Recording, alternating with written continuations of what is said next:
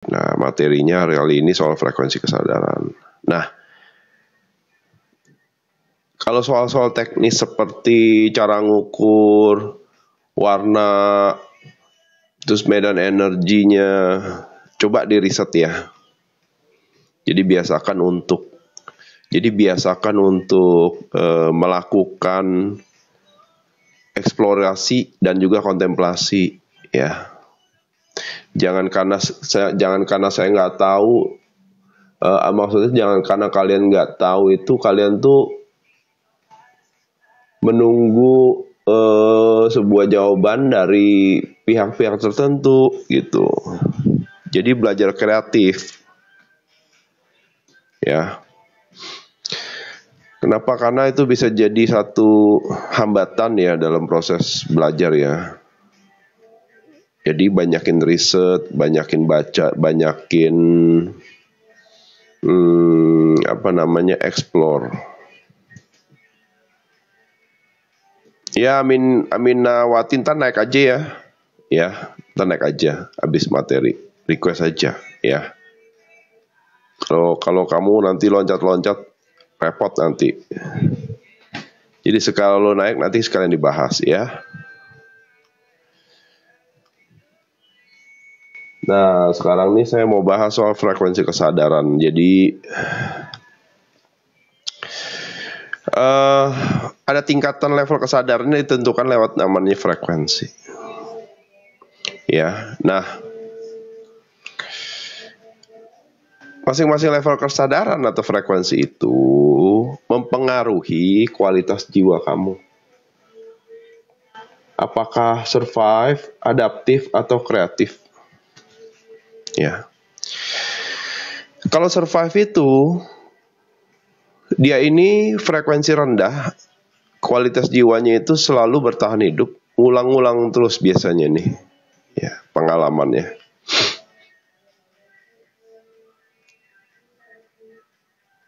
Jadi dia ini kenapa dibilang survive? Karena dari urusan kehidupan tuh nggak ada yang beres satupun. Ekonomi anjlok, keluarga kayaknya nggak harmonis, tubuh juga nggak keurus, urusan sosial dengan orang lain juga males gitu loh ya. Terus menerus sampai semua aspek kehidupan di dunia tuh nggak ada yang beres. Nah ini namanya dia survive. Ya. Nah pada saat dia bisa belajar untuk meningkatkan level kesadaran yang tadinya survive, dia bisa naik ke adaptif, guys. Di adaptif, di sini sudah ada yang namanya urusan aspek kehidupan itu. Misalnya, ekonomi yang tadinya di survive itu hancur, sudah mulai ada peningkatan, tetapi waktu dengan keluarga kehilangan juga. Atau urusan tubuh, dia nggak keurus kesehatannya gitu. Ya, nah semakin dia bertumbuh lagi, dia bisa kreatif tuh. Orang kreatif itu, ya, dia ini mempunyai banyak sekali. Thank you Kang Abu. Orang yang kreatif ini punya banyak sekali solusi dalam menghadapi semua masalah, gitu loh ya. Nah otomatis ada ikan guys. Nah otomatis orang-orang yang kreatif itu dia ini tidak yang namanya itu mudah untuk terdampak soal realita gitu. Karena dia selalu punya kreativitas untuk mencari solusi dan melihat dari perspektif yang berbeda. Nah itu dipengaruhi oleh level kesadaran, dan level kesadaran itu bisa diukur di frekuensinya ya. Nah jadi kita mulai ya. Tahukah kamu kalau kita sebagai makhluk energi selalu berpindah dari satu frekuensi ke frekuensi lainnya, dari frekuensi yang rendah ke frekuensi yang tinggi, ataupun juga sebaliknya gitu. Jadi naik turun itu biasa guys, ya. Naik turun itu biasa, ya. Kadang dia turun, naik, naik lagi, turun lagi, naik lagi, turun lagi. Nah, dan di setiap frekuensi itu kita akan mengakses vibrasi dan energi tertentu yang sudah ada di frekuensi itu. Nah, contohnya frekuensi yang mewakili setiap chakra dan juga frekuensi yang mewakili emosi di peta kesadaran David R. Hawkins gitu. Nah, jadi kalau lihat peta kesadaran Hawkins tuh dia tuh ada frekuensinya nih. 20, 30, 5, itu frekuensinya. Ya. Oke, ini emosinya. Ini energinya nih, energi emosi. Oke. Nah, vibrasinya di mana? Vibrasinya di sini. Force atau power. Ini vibrasinya, vibrasi yang positif atau negatif. Oke. Nah, begitu juga cakra gitu loh. Dia ada frekuensinya sendiri gitu. Sama halnya dengan cakra dan peta kesadaran, mampu menunjukkan sebenarnya level kesadaran kita itu sedang berada di frekuensi berapa dan cakra mana yang masih belum beroperasi secara lancar. Atau masih ada blok energi yang membuat energi tersumbat dan tidak bisa mengalir secara lancar baik di ranah fisik dan juga di ranah psikis gitu. Nah, yang menarik tuh sebenarnya cakra itu ini korelasinya dengan psikis. Ya. Ini dengan psikis. Nah, jadi ada benang merah nih antara peta kesadaran David R. Hawkins dengan cakra yang ada di raga kita gitu. Untuk bisa di tahap love harus melewati acceptance dulu. Iya, jadi dia ini nanti bisa naik terus gitu. Tetapi seiring perjalanan pengalaman hidupnya tuh, perjalanan pengalaman hidup jiwa tuh dia akan mengalami ini semua di checklist satu persatu gitu loh. Jadi dialami dulu. Begitu dialami, oh ternyata maknanya kenapa saya harus belajar acceptance, penerimaan, supaya saya bisa menghargai yang namanya cinta gitu loh. Lah gimana kamu bisa merasakan cinta kasih kalau kita ini nggak bisa nerima gitu loh. Ya, dunia yang tanda kutip ini ada positif, ada negatif.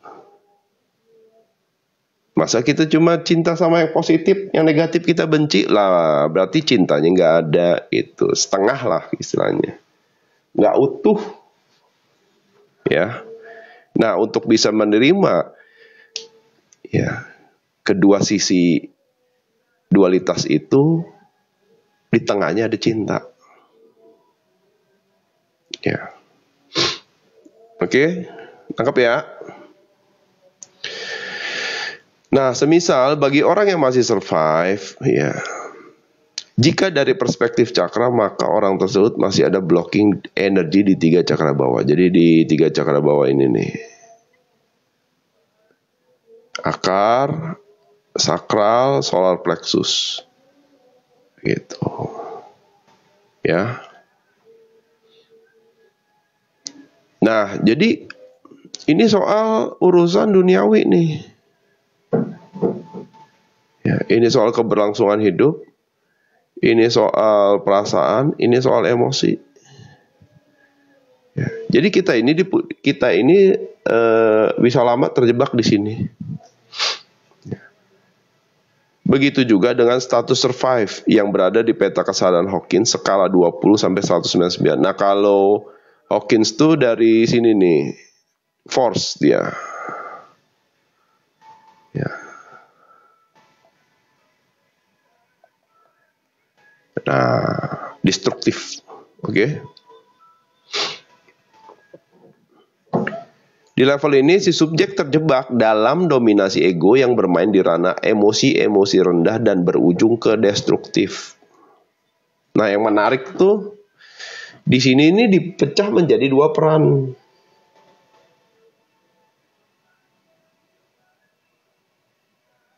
Ya. Nah, ada peran sebagai korban,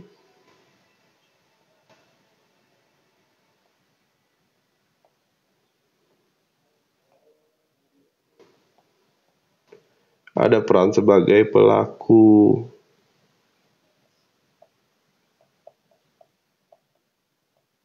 Nah, jadi cara kerjanya adalah nanti kalau dia masih kejebak di 3 itu, titik cakra bawah itu, dia hanya berganti peran. Dari korban jadi pelaku, pelaku jadi korban, muter aja gini gitu loh. Ya. Kayak misalnya suami istri gitu. Ntar pas suaminya ada salah, istrinya jadi pelaku yang pegang kendali gitu. Kalau ketiga cakra di bawah tadi dibuka, blockingnya apa bisa ya melewati selalu. Kamu udah punya yang namanya itu mental. Karena energi kamu nggak bocor gitu. Nah, orang survive itu energinya bocor. Bocornya ngapain? Secara psikis, ya, tak berdaya. Ini bocor nih. Kayak soal titik akar ya, cakra akar itu kan soal keberlangsungan hidup. Itu tak berdaya tuh. Ya, soal belum dapat kerjaan gitu kan. Itu tak berdaya dia. Ya, perasaan itu soal kesedihan, tragis, emosi soal ketakutan, rasa bersalah, malu. Ini semua dibocor nih. Ini semua bocor. Gitu loh. Nah, soal plexus nih, soal ini nih. Keinginan, kemarahan, kebanggaan. Nah, ini soal plexus nih. Gitu loh. Jadi kenapa orang bisa dibilang survive? Karena energinya bocor. Patah hati bocor, mikirin mantan, sedih, ya. Jadi yang diulang-ulang tuh hanya emosi-emosi rendah. Ya. Kesedihan ditinggal, misalnya orang terkasih yang meninggal, wah berduka, nangisin, nggak terima, itu bocor energimu. Gitu loh, makanya kamu survive. Kenapa dibilang survive? Karena giliran ngurusin dirimu sendiri, nggak ada lagi energinya, habis. Gitu loh. Habis. Nah, jadi kualitas jiwa itu baik yang survive, adaptif, dan kreatif. Ini soal yang namanya manajemen energi.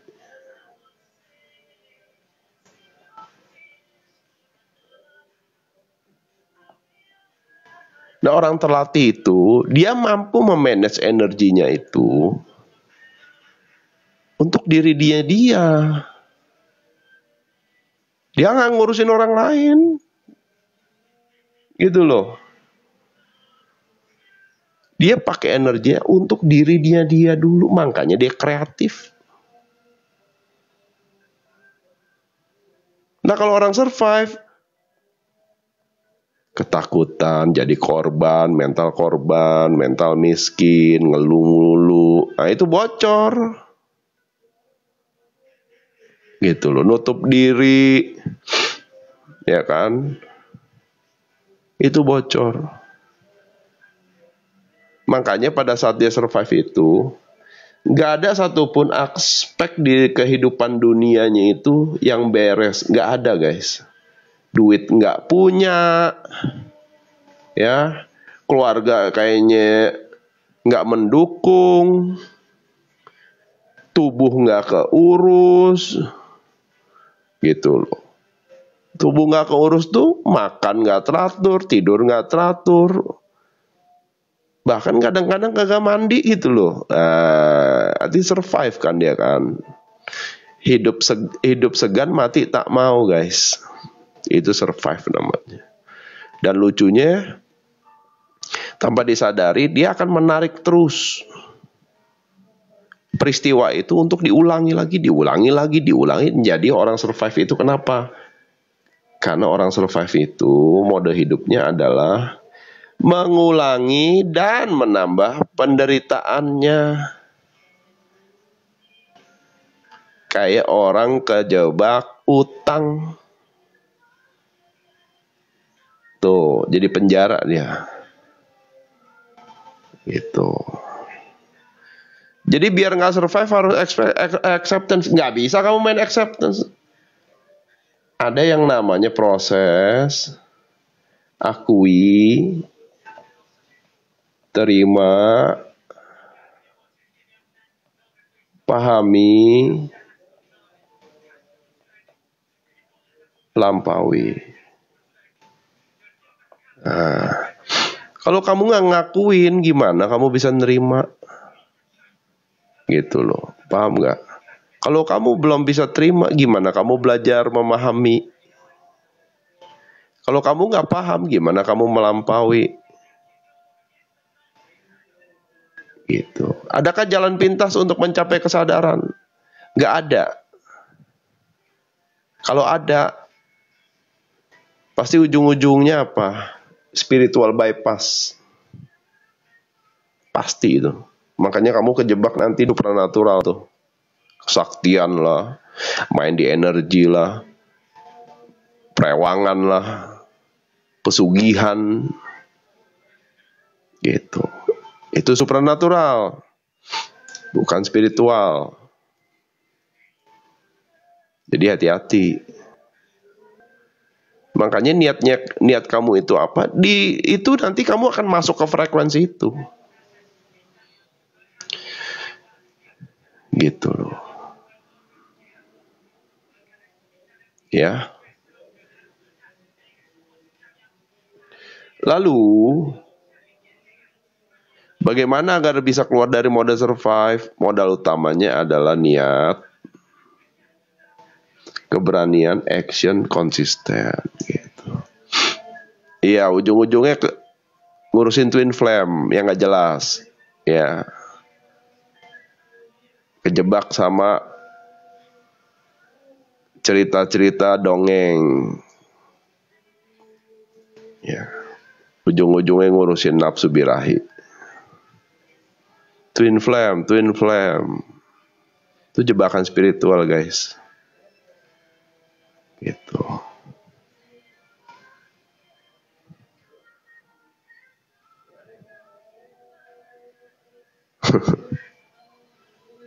Soalnya Cohen pernah kejebak. Kalau Cohen nggak pernah kejebak, Cohen tuh nggak bisa cerita gini, guys. Makanya boleh silakan sini kalau mau diskusi. Ya, nggak beneran. Itu jebakan spiritual loh. Mau ngomong gimana kek. Ya. Lah saya belajar tauhid tuh ya. Itu ditulis tuh Tuhan tuh cemburu loh. Gitu loh. Esensinya itu. Gitu loh.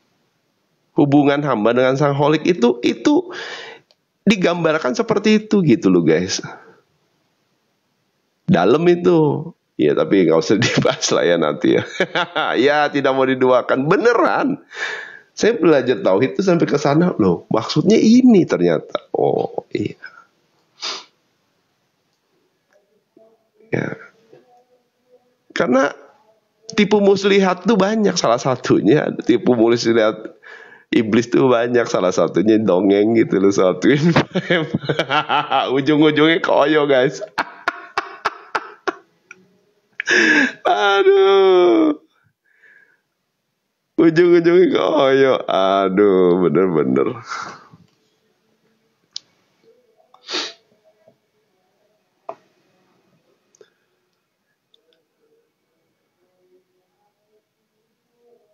Iya, kebanyak lah. Ya. Tapi bukan berarti Cohen sampai ke sana, enggak lah. Nah, makanya kalau Eling gitu, wah ini nggak bener ternyata nih. Ya. Supranatural penjelasannya kok, aduh. Saya pernah di fase ini, aduh kasihan deh kamu.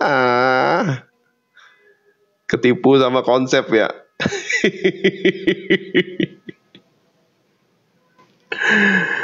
Nah, jadi lanjut ya. Ntar kita bahas kalau dia mau naik ya. Nah, seru tuh. Jadi modal utamanya apa? Niat, ikhtiar, keberanian, action, sama konsistensi. Ya. Tapi sekarang saya paham. Cie, mantap. Gitu dong. Karena di saat kamu memutuskan menginginkan yang lebih baik untuk diri sendiri, maka di saat itu seluruh semesta mulai merespon niatmu itu. Dan ini nyata ya. Makanya kadang-kadang tuh semesta tuh suka ngasih sinyal, suka ngasih petunjuk, suka ngasih peristiwa. Tapi kadang-kadang pikiran kamu lagi masuk lagi tuh, mengintervensi. Kok bisa ya? Kok bisa lah? Orang mah tinggal disyukuri gitu loh. Ribet amat loh kata semesta. Dikasih keajaiban, diturunin karena logika. Kan kata semesta, lu ribet ya kayaknya. Gua udah bantu kasih lu keajaiban gitu kan. Lalu mikirin kok bisa. Lu mau terima atau gak mau terima gitu loh. Ya, nah itu pikiran begitu dia. Mendistraksi pertumbuhan. Padahal kan sebenarnya kan gini guys ya. Keajaiban itu di saat kamu bisa mengalami sebuah keajaiban, harusnya itu dibawanya kemana? Karena rasa dong. Disyukuri. Terima kasih gitu loh. Dan disadari ternyata semesta tuh mendukung loh. Lah ini dibawa karena pikiran yang dualitas lagi, benar salah, baik buruk, mana buktinya, kok bisa gitu loh. Dikasih bukti malah nggak terima. Kan gitu ya. Nah pikiran tuh begitu tuh. Konteks pikiran itu konsepnya adalah seeing is believing. Kalau saya nggak lihat, saya nggak percaya Kohen. Iya, begitu dikasih keajaiban, dia juga tetap nggak percaya. Dibuktiin langsung. Kan ribet ya. Nah makanya kadang-kadang ya, ini kembali lagi ke mental. Gitu loh. Ya. Makanya harus diakui. Gitu. Diakui, aku masih sakitnya nih. Aku masih yang namanya bebel gak? Gitu loh. Jadi jujur ke diri sendiri. Nah, abis itu diterima, ya udah terima kasih gitu. Ya, dia terima kasih aja, disyukuri. Ya. Baru dipahami, pahami nih kayak masuk room kayak gini kan nyari pemahamannya nih, belajar nih. Oh, ternyata. Nah, biasanya dapat konfirmasi. Gitu, ya.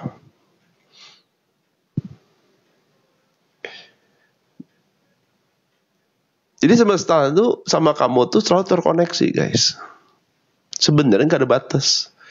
Ya, antara jagat alit dengan jagat ageng itu nggak ada batasnya. Sama sebenarnya. Cuman level kesadaranmu belum nyampe, ya udah makanya dibikin garis gitu loh. Nanti begitu udah dilampaui garis itu, kayaknya sama deh, kok emang sama. Kamu bagian dari semesta, semesta bagian dari kamu. Ya. Nah, karena hubunganmu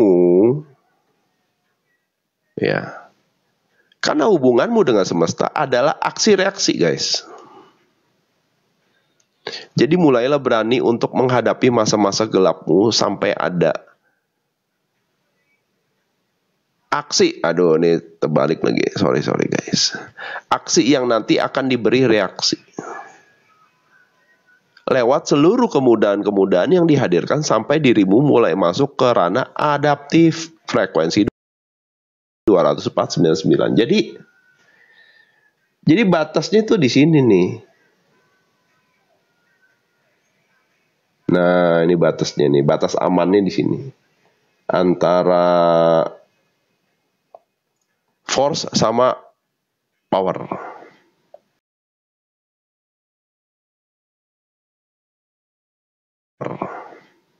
Jadi gerbang pertamanya tetap dia harus melampaui. Ya. Berani apa? Berani ngakui. Gitu loh. Kalau dia nggak berani ngakui, dia merasa nggak salah, dia merasa nggak sakit. Dibilang lu sakit, nggak terima. Ya kan, benar nggak? Kalau nggak diakui gimana bisa diterima? Masa gelap berapa tahun kok, maksudnya apa? Ya tergantung, kalau kamu itu biasanya bisa ngulang gitu loh, kalau kamu nggak sadar-sadar. Ya. Nah, jadi adaptif itu adanya di sini nih, adaptif nih. Nah, di sini nih. Nanti masuk ke love itu udah kreatif tuh.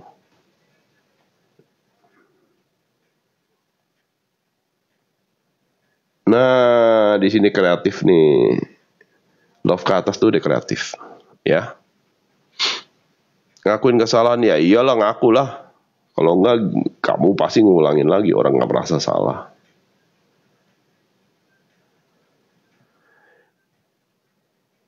Nah, di momen ini dirimu perlu lebih memperhatikan dan mulai mengamati emosi yang datang dan pergi. Begitu juga sensasi-sensasi yang hadir di tubuhmu sendiri. Jadi ego tuh menguasai dimensi ruang, yaitu raga. Ya. Kalau cowok sering melakukan kesalahan berulang, semakin dimaafkan kok semakin berulah. Ya karena minta maaf itu gampang. Yang susah itu berkomitmen untuk tidak mengulangi. Nah, kalau dia tetap mengulangi, berarti maafnya cuma di mulut saja. Itu loh. Kamu yang harus berani. Makanya level pertama adalah keberanian. Diakui dong, ini kayaknya udah nggak bener nih cowok. Nah, bucin sih susah kalau bucin.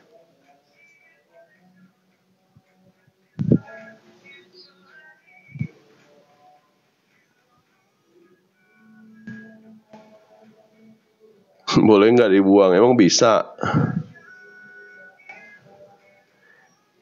Ya kalau bucin itu kan rada-rada ini ya, apa namanya tuh? Rada-rada on ya.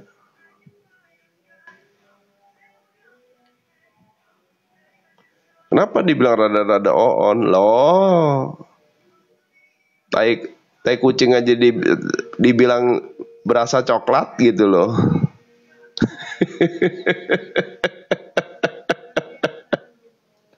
Bener nggak? Tai kucing rasa coklat guys, kalau di lagunya, aduh. Gitu. Kalau nggak ngaku on ya udahlah, lanjutin, gasken. Ya kan, dikecewain lagi gitu. Iya, twin flame aja dibilang suci.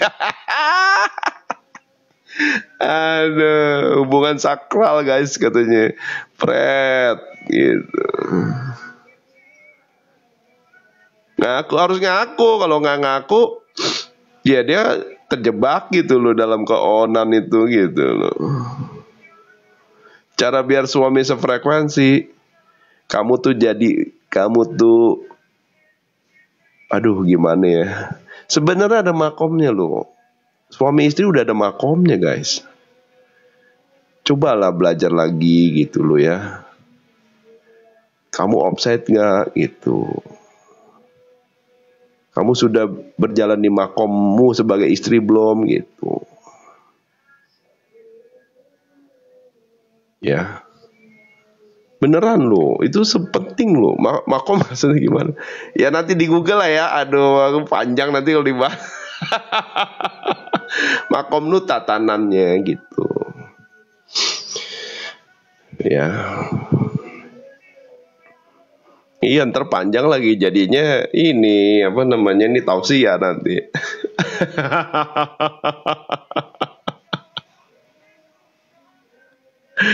Upload ke YouTube. Iya, ntar YouTube nggak bisa kalau ini panjang soalnya. Nanti di ini aja dibikinin videonya ya kalau di YouTube.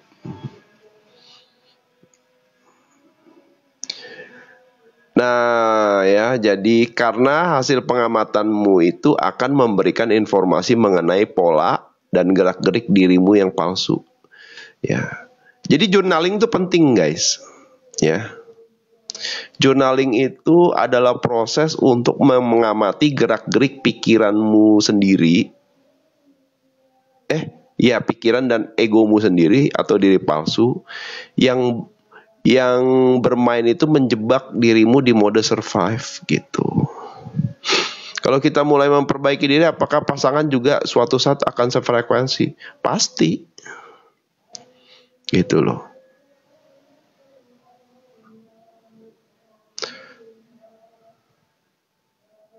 Gak usah ngomong jauh-jauh deh, gitu loh.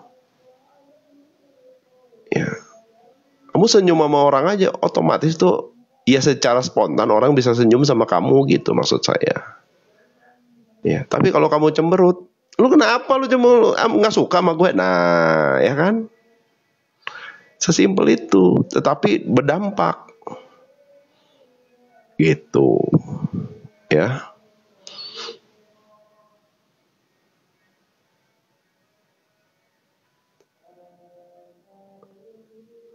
Kenapa kita ini dijebak di mode survive? Agar kamu bisa menghadirkan pola yang lebih baik dan tidak mengulangi pola yang lama, ya. Oh, maksudnya agar kamu tuh biar keluar gitu loh, ya. Jadi untuk bisa mengenal gerak-gerik ego dan pikiran dan mengenali polanya, journaling itu penting. Nanti dari journaling itu kan ketemu di datanya kan, oh polanya gini. Pola yang lebih baik kayaknya gini, baru dikoreksi polanya. Nah di situ kamu pelan-pelan bisa keluar tuh dari mode survive.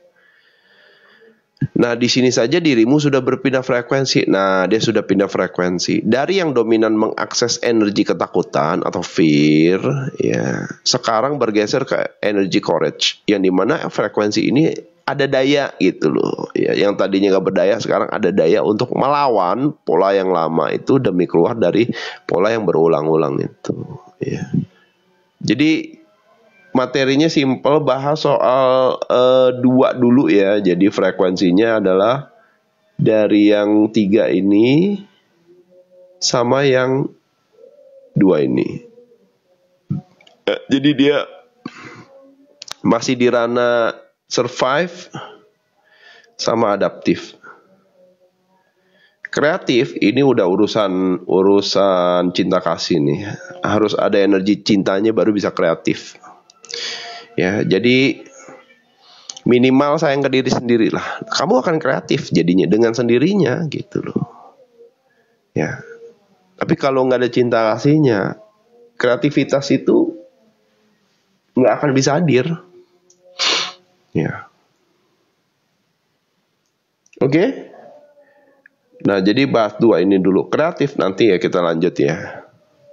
Besok-besok. Oke. Jadi frekuensi kesadarannya lebih ke yang mempengaruhi kualitas jiwa. Nah, yang menarik tuh kadang-kadang kreativitas itu sudah mulai hadir nih. Tapi dia nggak siap gitu loh.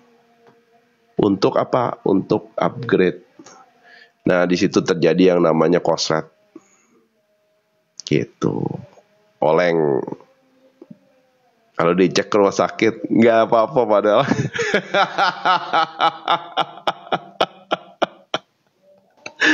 Makanya ini aktif gitu loh, yang di atas kepalanya aktif. Aduh.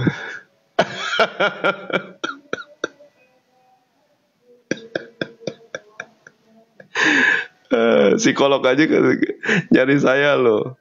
Kohen ini gua kenapa? Lo oleng lo ya? Iya gua oleng nih. Oh ya udah tahu. Konslet ya. Aduh. Karena terlalu menggunakan pikiran sih ya, gitu. Menghadirkan cinta gimana ya, energinya kamu fokus ke diri sendiri nggak? Oleh kapten ya. Aduh, kreatif itu muncul dengan sendiri. Iya. Nanti dia korelasinya sama yang namanya intuisi, visi dan intuisi. Ya. Kayak misalnya nih ya, TikTok itu kan bentuk kreativitas loh, wujud dari kreativitas loh. Gitu ya. Paham nggak?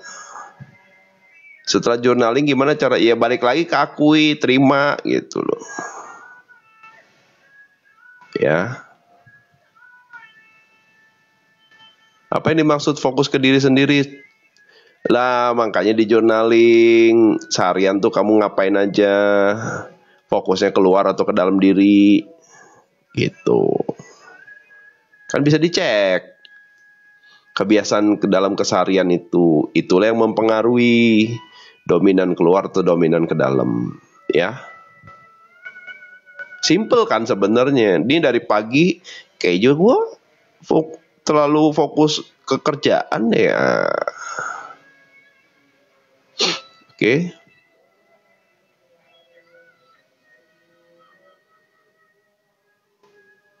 Pengaktifan indera. Ya entar dulu udah selesai belum gitu. Kalau belum selesai nggak bisa.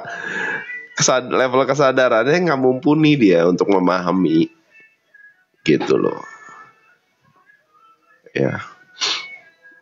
Karena dia bermain di dualitas. Kalau misalnya belum paham, muter-muter benar salah baik buruk.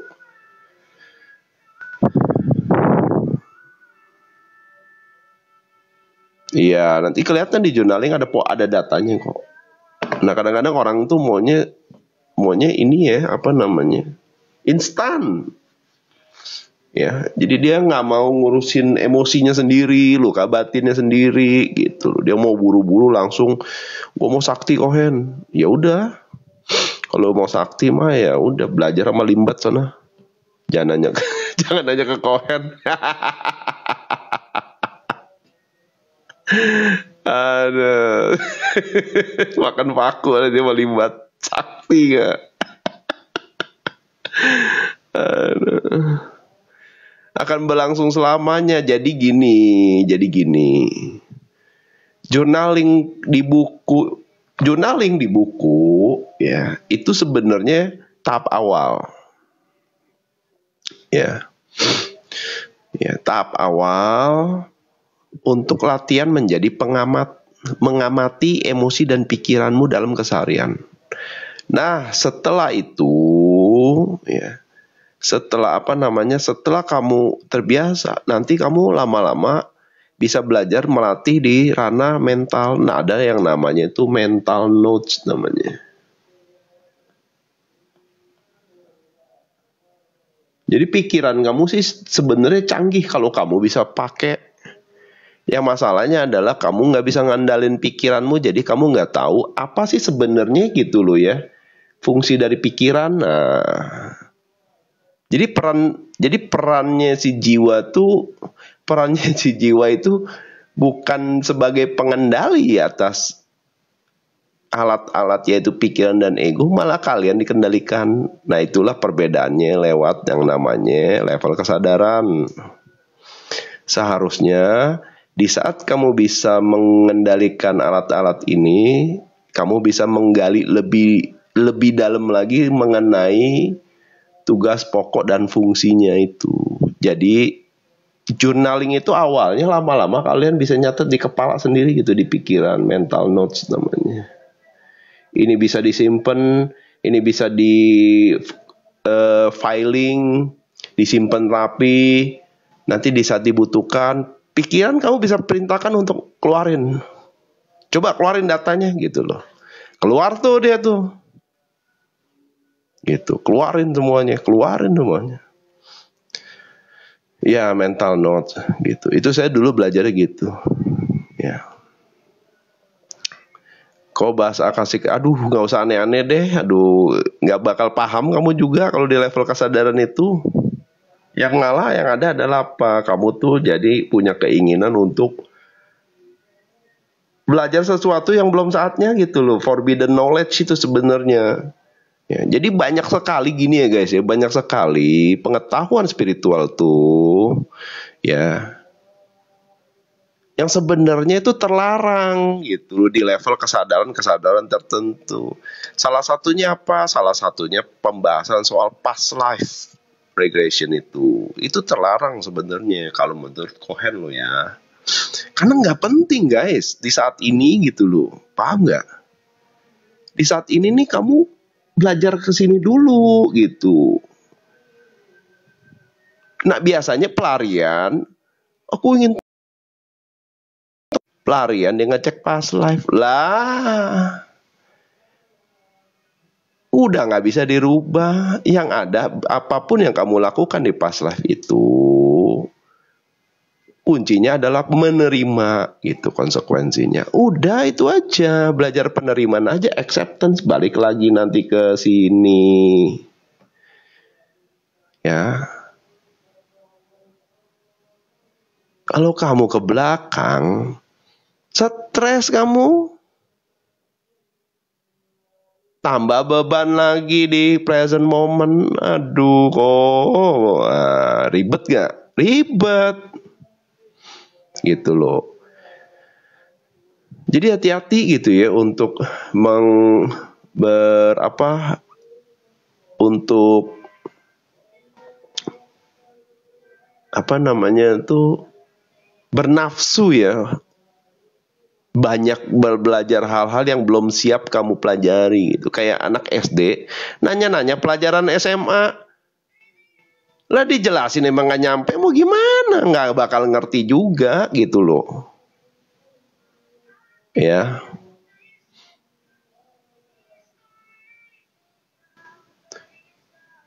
Ya sama aja tuh, mau baik atau enggak, yang penting sekarang bisa diterima nggak gitu. Selama kenapa? Karena udah jadi realita gitu.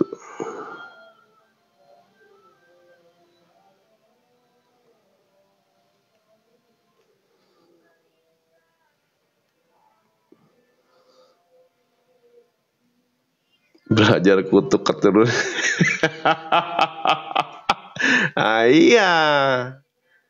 Ribet kan gitu. Saat ini aja udah survive gitu kan, nambahin masalah.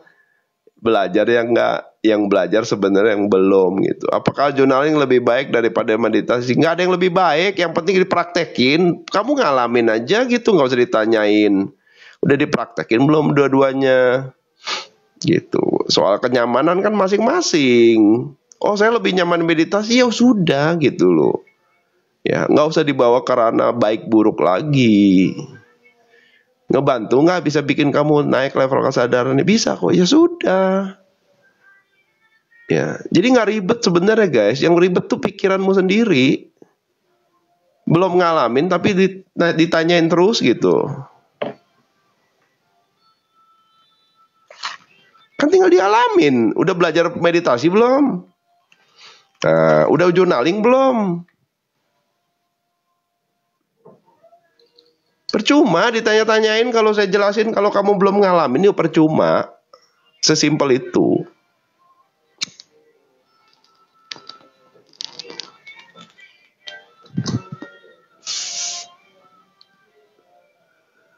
Karena pikiran tuh liar guys. Kayak monyet.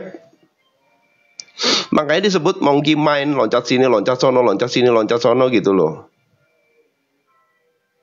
Nanti dijawab, nanti dia tanya lagi, tapi tanya yang lain gitu ya. Mendingan bahas yang sudah dialamin itu supaya kamu bisa cek apakah saya on track atau nggak off track nih kok. Nah mending begitu.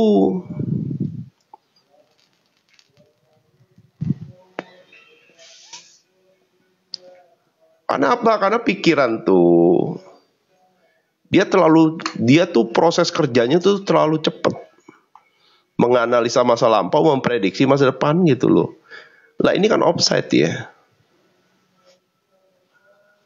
Nanti giliran pas memprediksinya bener, jumawa dia. Wah, gue orang hebat nih. Yeah. Punya ilmu sir nih, jangan-jangan. Bisa ngeramal gue kok, iya. Wah, kemarin gue nebak tepat, iya.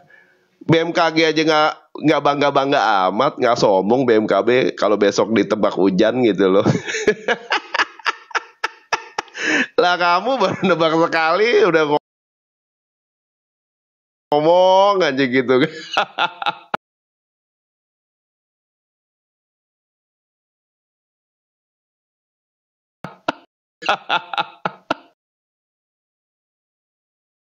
Tuh.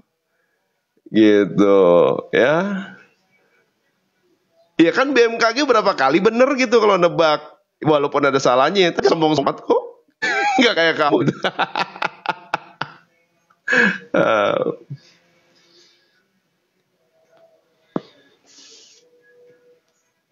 Hati-hati guys, pikiranmu itu liar loh, gitu loh. Makanya ya jangan kepancing gitu aja. Ya, nanti nanya ini dia loncat lagi ke sana nanya yang lain. Nanti dia loncat lagi. Udah alamin belum semuanya? Belum. Ya udah.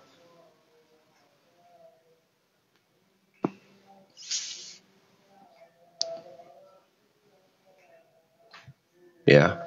Makanya dibilang ojo ke susu yo. Jangan terburu-buru mau kemana sih gitu. Ya.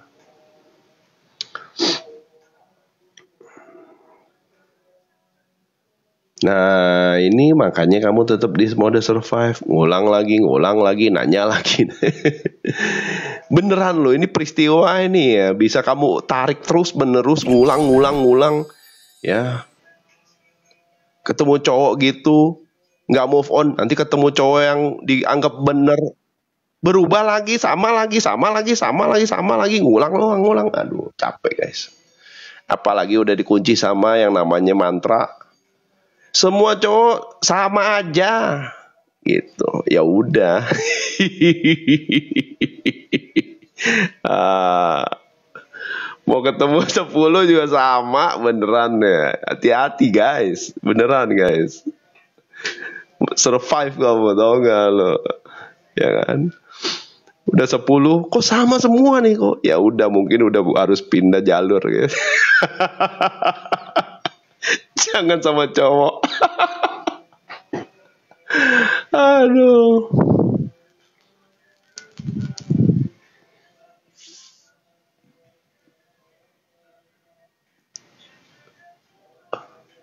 Jadi saya nggak heran lah ya kalau orang kalau kalau apa namanya tuh preferensi preferensi apa namanya tuh orientasinya itu bisa berpindah begitu. Ya.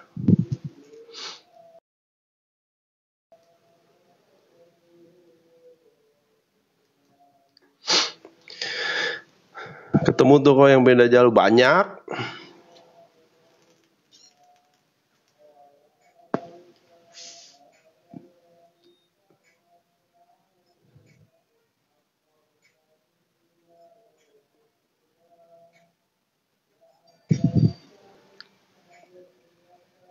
Yuk, yang mana yang request yuk. Silakan.